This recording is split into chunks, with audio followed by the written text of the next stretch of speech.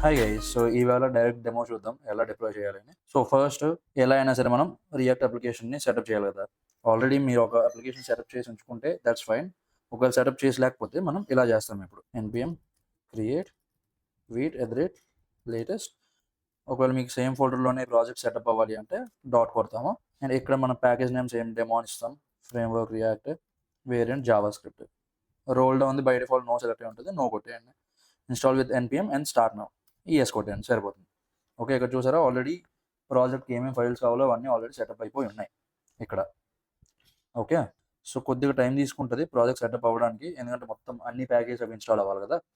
So ఒకసారి install అయిపోయాక మీకు చూపిస్తా ఎలా స్టార్ట్ చేస్తాం అన్నది. సో ఇక్కడ చూసారా మనం ఇక్కడ install with npm and start now. ఇక్కడ మనం ఈఎస్ కదా చూస్ చేసుకున్నాం ఇందాక. సో ఒకసారి ఇవన్నీ ఇన్‌స్టాల్ అయిపోయాక మనకు ఆటోమేటిక్‌గా సర్వర్ స్టార్ట్ అయిపోతుంది. ఓకే. మీరు ఆల్రెడీ రియాక్ట్ అప్లికేషన్స్ బిల్డ్ చేసి ఉంటే మీకు అర్థమవుతది. ఒకవేళ అర్థం అవ్వకపోతే ఈ వీడియో చూసినా సరే మీకు ఒక మంచి ఐడియా వచ్చేస్తది. ఫైన్.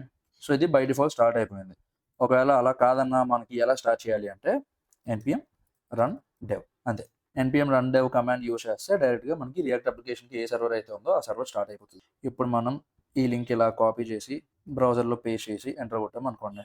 సో ఇది మన రియాక్ట్ అప్లికేషన్ అన్నమాట. మనం వీటితో కదా ఇన్‌స్టాల్ చేసాము.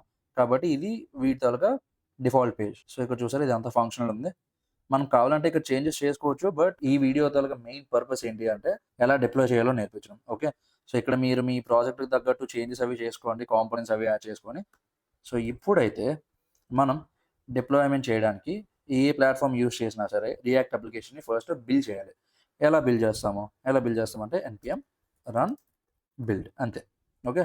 ఈ కమాండ్ యూజ్ చేస్తే మనకి ఇక్కడ ఇప్పటి వరకు డిస్ట్ ఫోల్డర్ ఏం లేదు. ఇప్పుడు చూడండి డిస్ట్ ఫోల్డర్ ఒకటి క్రియేట్ అవుతది ఇక్కడ.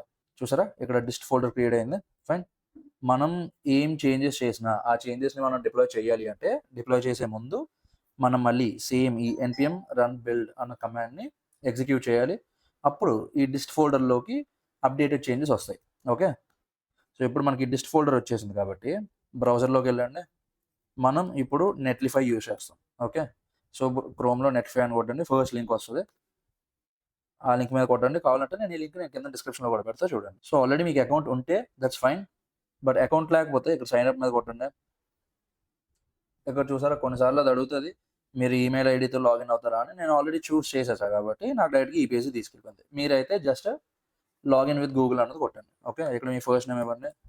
ఇక్కడ దేనికి అని పర్సనల్ యూజ్ కేస్, జస్ట్ ఒక వెబ్ యాప్. ఇక్కడ మీ రోల్ ఏంటి అన్నది ఇచ్చుకోండి. అండ్ ప్రాజెక్ట్ నేమ్ ప్రాజెక్ట్ 1 అని ఇవ్వండి. ఓకే. ప్రాజెక్ట్ 1 అని ఇచ్చాక కంటిన్యూ టు డిప్లాయ్ అని కొడతారు కదా! సో ఇక్కడ చూడండి డిప్లాయ్ యువర్ ఫస్ట్ ప్రాజెక్ట్ దగ్గర గిట్‌హబ్ ఉంది, గిట్‌ల్యాబ్ ఉంది, బిట్ బకెట్ ఉంది, అజూర్ డెవాప్స్ ఉంది. మనకి ఇవేమీ వద్దు అంటే డైరెక్ట్‌గా ఇక్కడ చూసారా ట్రై నెట్‌లిఫై డ్రాప్ దీని మీద క్లిక్ చేయండి. క్లిక్ చేస్తే మనకి ఇక్కడ డ్రాగ్ అండ్ డ్రాప్ స్పేస్ వస్తది. వచ్చాక మనం ఏం చేస్తాము అంటే బ్రౌజ్ టు అప్‌లోడ్ ఉంది కదా! దీని మీద క్లిక్ చేయండి. క్లిక్ చేసి మన ప్రాజెక్ట్ ఎక్కడుందో ఆ పాత్‌కెళ్ళండి. ఆ పాత్‌కెళ్ళాక ఇక్కడ చూడండి మనకి ఇక్కడ డిస్ట్ అనే ఫోల్డర్ ఇందాక క్రియేట్ అయింది కదా! ఈ డిస్ట్ అనే ఫోల్డర్‌ని సెలెక్ట్ చేసి ఇక్కడ అప్‌లోడ్ బటన్ ఉంది కదా! అప్‌లోడ్ బటన్ మీద కొట్టండి. ఇక్కడ చూసారా this will upload all files from dist folder. Only do this if you trust the site. Okay. So ఇప్పుడు మనకు వేరే ఆప్షన్ లేదు కదా!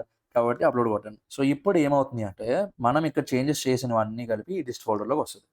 ఓన్లీ మనం ఈ డిస్ట్ ఫోల్డర్‌ని మాత్రమే మనం అక్కడ డ్రాగ్ అండ్ డ్రాప్ చేసాం. చేసాక ఇక్కడ చూసారా మనకు ఆల్రెడీ ఒక లింక్ వచ్చింది. ఓకే.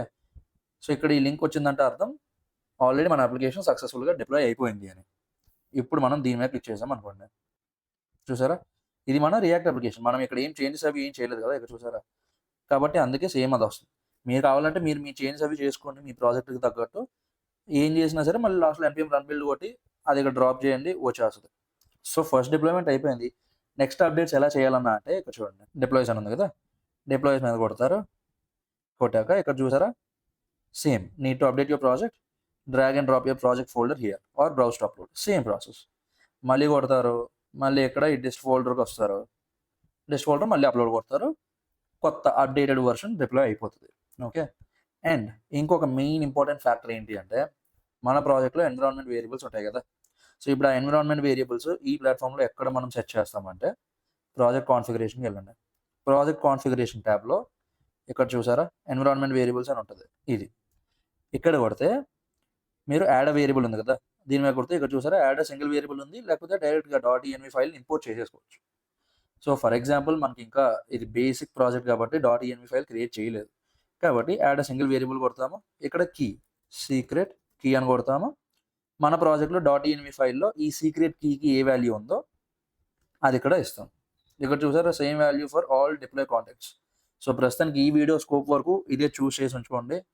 ఓకే. దాని తర్వాత సపోజ్ ఇక్కడ ఇద్దాం శాంపుల్ సీక్రెట్ కీ అని క్రియేట్ వేరియబుల్ కొడతాం. సో, ఇప్పుడు ఏమవుతుంది అంటే ఈ పర్టిక్యులర్ యూఆర్ఎల్ మనం ఇక్కడ సెట్ చేసిన ఈ .env వేరియబుల్‌ని అది యూజ్ చేసుకుంటది. ఓకే. సో, ఇలా చేస్తాము డిప్లాయ్‌మెంట్. ఏమైనా డౌట్స్ వస్తే కింద కామెంట్ పెట్టండి. ఈ వీడియోని మీ ఫ్రెండ్స్‌కి షేర్ చేయండి. ఛానెల్‌కి మాత్రం సబ్స్క్రైబ్ చేయండి. మనం నెక్స్ట్ వీడియోలో కలుద్దాం.